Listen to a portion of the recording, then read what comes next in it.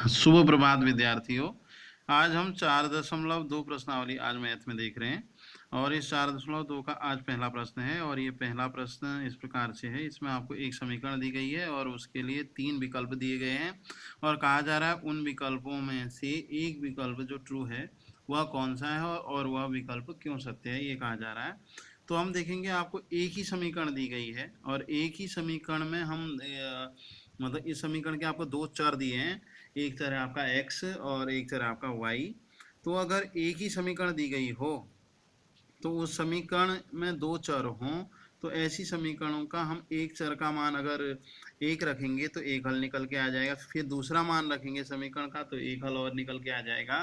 तो इस प्रकार की जो जो होती है समीकरण है, तो उन समीकरणों के अपरिमित रूप से ये क्या अनेक हल होते हैं। तो इस वाले में क्या हो जाएगा, इसका जो तीसरा नंबर है ये सत्य हो जाएगा आपका, ये रिप्लाई हो गया इसमें। तो अब दूसरे वाले में क्या दिया है हमें, तीन वो दे रखे हैं आपका समीकरण है 1 2 3 क्रम से, और उन तीनों के 4 हल निकालने हैं हमने। तो हम देखते हैं इनके हल क्रम से एक एक करके। तो इक्वेशन नंबर 1 का हम देख रहे हैं हल। इक्वेशन नंबर 1 है 2x + y = ये दिया आपका 7 या 7, ठीक है। कि 4 हल निकालने हैं, इसके लिए हम क्या कर लेंगे, ये चर जो है आपका y को हम RHS में दे देंगे तो इक्वल के उस साइड चला जाएगा।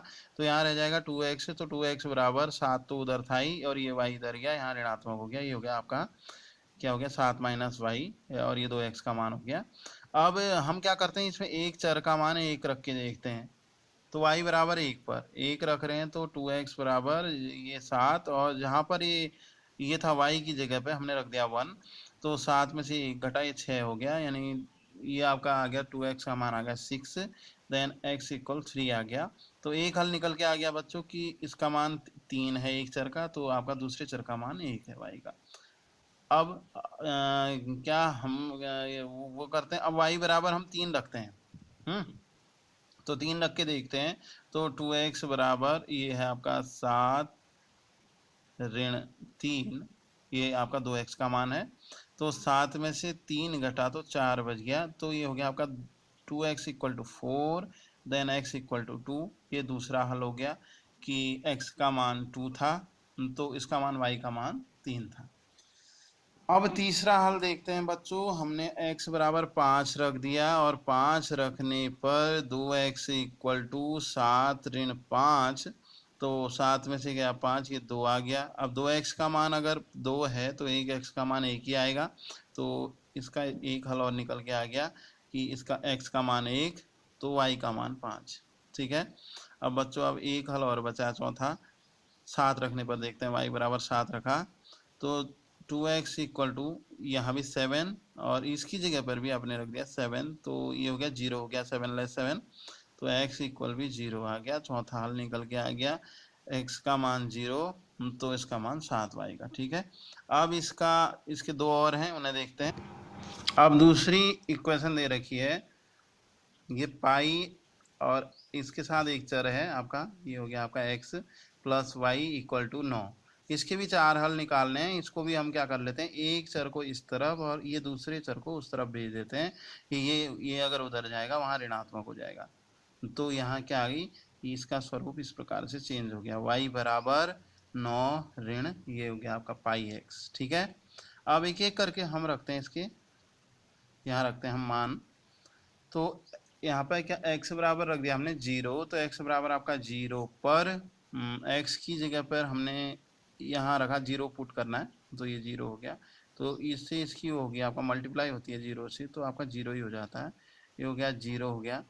तो ये y बराबर 0, ये सॉरी यहाँ पर थोड़ा सा मिस्टेक हो रही है। तो x का मान जो है ये 0 हो गया y का, तो इसका मान आपका 9 आ जाएगा y का, क्योंकि 9 जो का त्यों रहेगा आपका बना रहेगा, ये 9 का 9 रहेगा और ये वाली वैल्यू क्या हो गई 0 हो गई। तो x बराबर जब हमने क्या रखा 0 रखा तो y बराबर ये हो गया 9, ठीक हो गया बच्चों।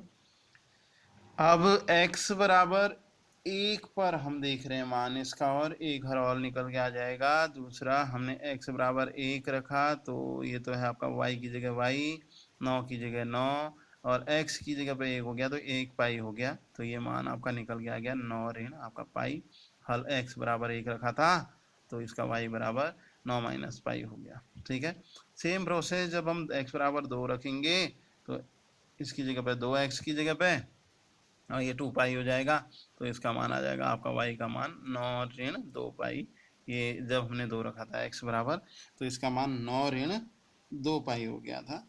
अब 3 पर x बराबर 3 रख के देख रहे हैं, 3 पर क्या करेंगे, x की जगह पे 3 पुट कर देंगे, या ये जो है 3 पुट कर देंगे, और ये हो जाएगा 3 पाई। ये आपका इसका मान आ गया आपका y का 9 ऋण 3, ये हो गया पाई। ठीक है, x बराबर 3 पर ये हो गया y का मान 9 माइनस 3 पाई।